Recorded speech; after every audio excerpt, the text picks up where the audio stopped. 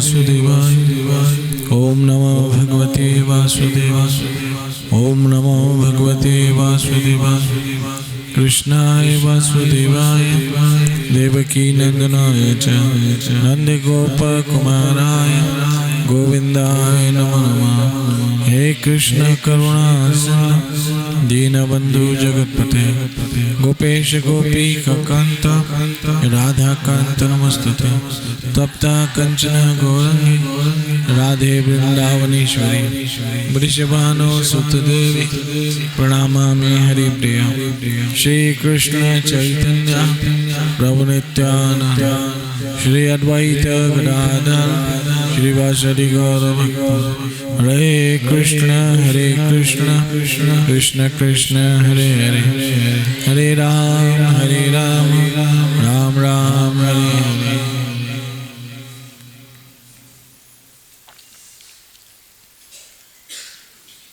श्रीमद् भागवत दूसरा स्कंद चौथा अध्याय 15वां श्लोक।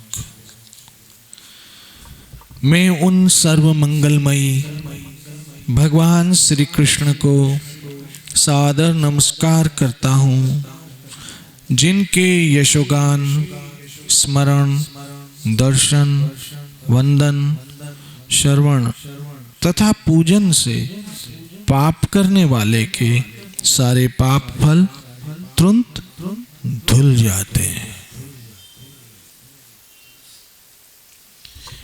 जैसे कि हम पिछले 2-4 दिनों से श्लोक पर चर्चा कर रहे हैं,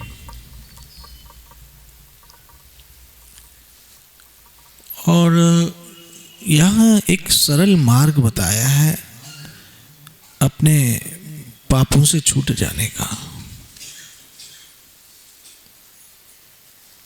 अपने पापों से छूट जाने का सरल मार्ग बताया है। और वो सरल मार्ग क्या है कि जो आपसे जाने अनजाने में पाप हुए हैं और उन पापों के कर्म फल जो आपको भोगने पड़ते हैं, और कब तक जन्मों जन्मों जन्मों तक वो पाप कर्म भोगने पड़ते हैं। और उन पाप कर्मों के आधार पर कभी पशु योनि, कभी किसी की योनि, कभी पक्षी की योनि, और न जाने क्या क्या किस किस प्रकार के जन्म लेने पड़ते हैं। और उन जन्मों भी अगाध दुख भोगना पड़ता है। अभी हम श्री धाम वृंदावन में ही थे तो हम देख रहे थे कि इतनी ठंड थी, और उस ठंड में हम सब अपने अपने मोटे मोटे रज़ाई और बहुत गर्म कंबल इत्यादि इत्यादि हीटर चलाकर अपने अपने बिस्तरों में सो जाते थे, खिड़की दरवाजे बंद करके।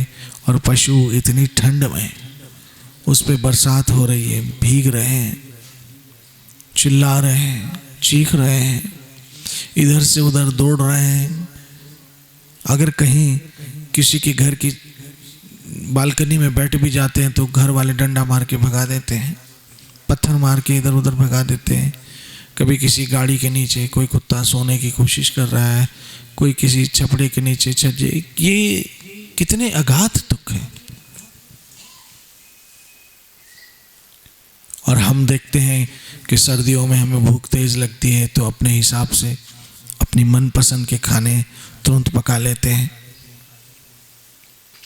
और जानवर को भूख लगती है, इधर से उधर भागता है, कोई खिलाने वाला नहीं, कोई पिलाने वाला नहीं। कितने दुख भोगने पड़ते हैं, सोचिए जरा।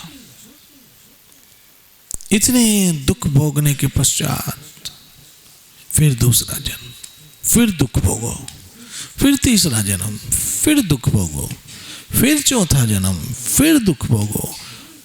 ऐसे 84 लाख जून।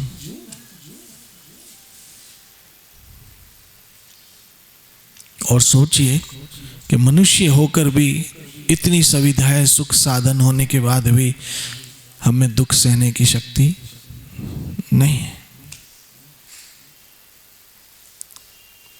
कहीं ना कहीं सुख की कीमत चुकानी पड़ती है, याद रखना। सुख खरीदे जाते हैं, याद रखना। गर्मी है, आपने एसी खरीदा, एसी नहीं, आपने 30,000 का क्या खरीदा? सुख खरीदा। फिर उसकी कीमत चुकाओ, फिर एसी चलाओगे, उतने बिजली के यूनिट चुकेंगे, उस बिजली को लेने का भी जो सुख है उसकी भी क्या दी? कीमत दी। अब समझिएगा। फिर ठंड लग रही है तो गीजर का पानी, हीटर चलाया, बिजली जली, उसका भी क्या किया? खरीदा। सुख।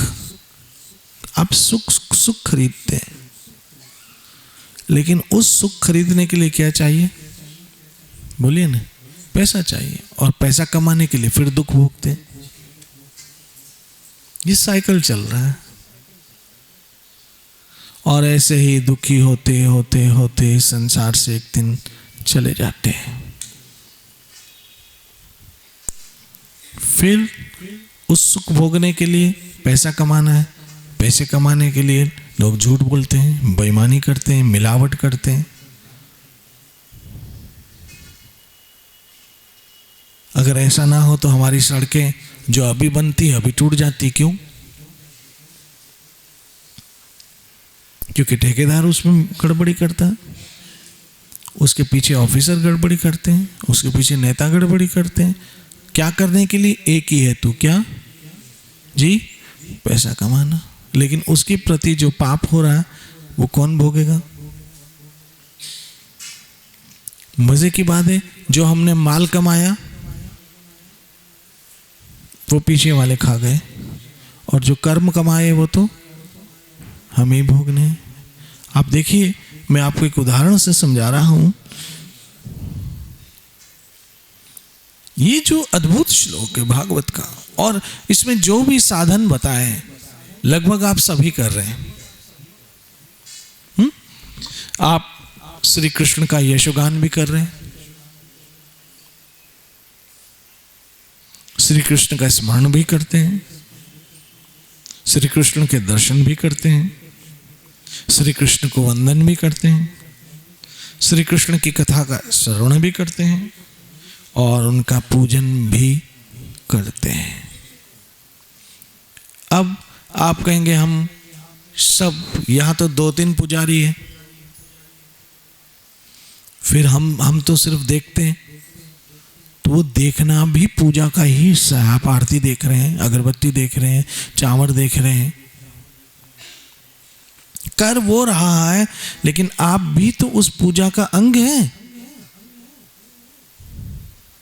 आप देख रहे हैं वो कर रहा है, लेकिन आप भी उस पूजा के अंग हैं। और फिर गीता में कहा है, क्या कहा है? एक दूसरा पूजन भी है। कौन सा? 18वें अध्याय में अगर ध्यान से दिया हो तो आप लोग थोड़ा दिमाग पे जोर लगाएं। एक दूसरा भी पूजन है। आपने अगर पढ़ी होगी गीता तो उसमें एक बहुत सरलता से समझाया है कि जो लोग भगवत गीता का जी अध्ययन करते हैं, जो लोग भगवत गीता को पढ़ते हैं, वो भी कौन सा पूजन है? ज्ञान यज्ञ है, वो भी पूजा ही है। तो आप शास्त्र भी पढ़ते हो, भगवत गीता पढ़ते हो, भागवत पढ़ते हो, इत्यादि इत्यादि, तो ये भी सब पूजा है। तो आप सब ये कर रहे हैं। तुम्हें समझा रहा था कि अगर आप ये सब कर रहे हो तो भाग्यवान हो, और अगर ऐसा नहीं कर रहे हो तो आप जैसा फिर दुर्भागी जीव कोई नहीं है, कोई भी नहीं है दुर्भागी जीव। क्यों? समझिए,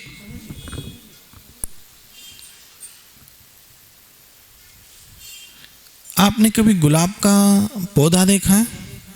देखिए ना, गुलाब का पौधा देखा है? उस पौधे में अगर देखेंगे तो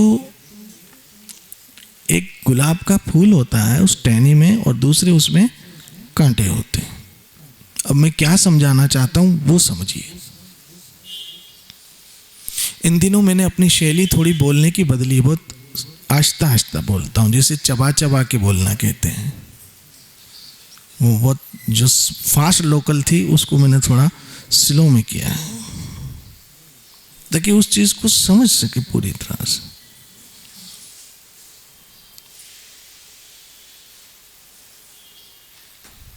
और दिमाग चलाने के लिए बीच बीच में पॉज भी देता हूं कि वो थोड़ा आपका मंथन हो।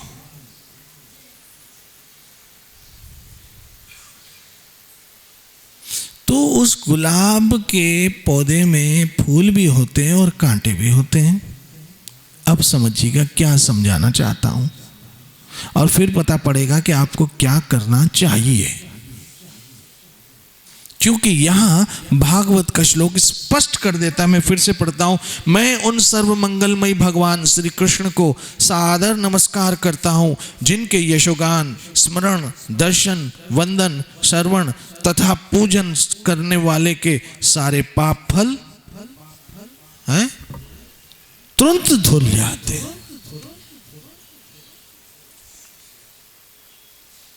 तुरंत धुल जाते हैं। तो अब आपको करना क्या, और जो कर रहे हैं वो क्या हम सही कर रहे हैं?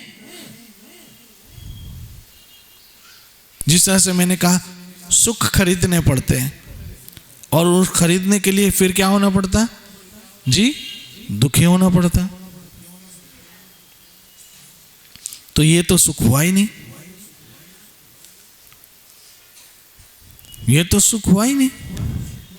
और जो हमने कमाया, लट खाए बोलड़ो, माल खाए मदारी।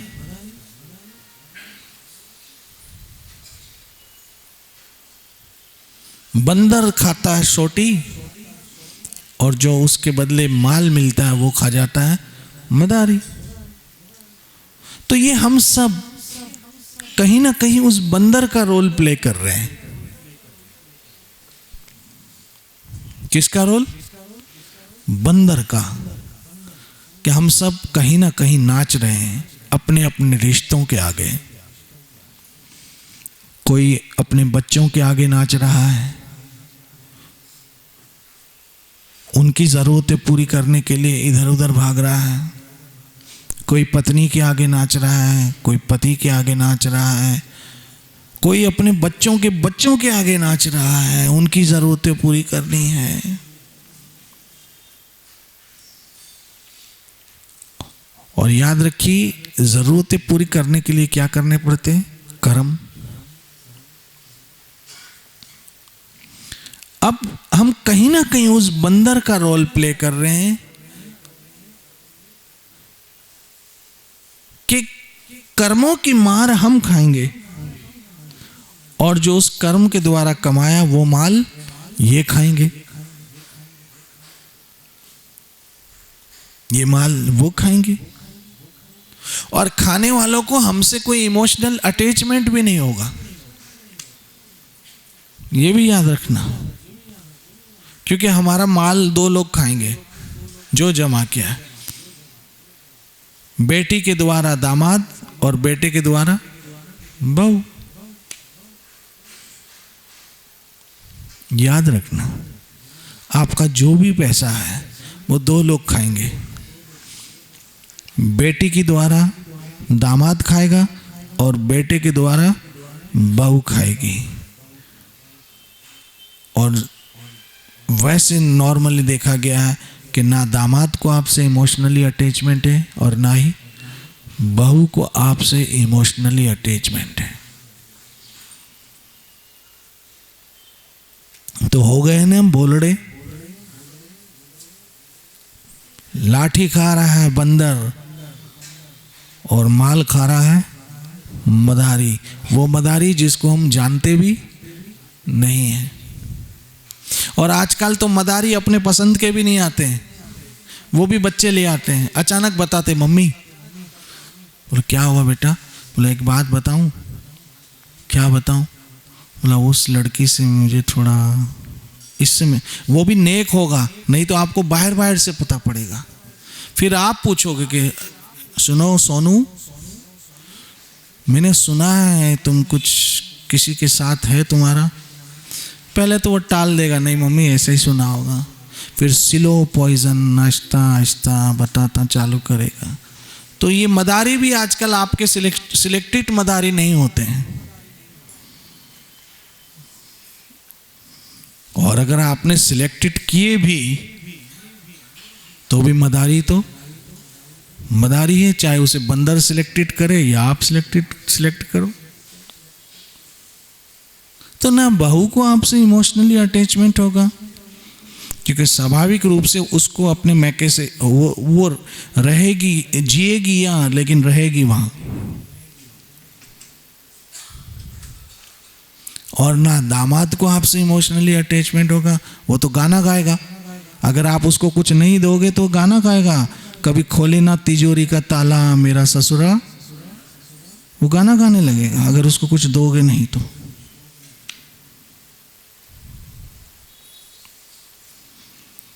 और बहू को भी नहीं दोगे तो वो भी गाना गाएगी, लेकिन वो मुझे इस समय याद नहीं आ रहा है कोई। तो लट खाए भोलड़ो जी, माल खाए मदारी। घर हम बनाते हैं, सजाते हैं, और उस घर में ही फिर हमारी इज्जत नहीं रहती है, उसी घर में हमारी इज्जत नहीं रहती है, फिर उसी घर में हमको डरना पड़ता है, बाबा बहू नाराज हो जाएगी, छोड़ो।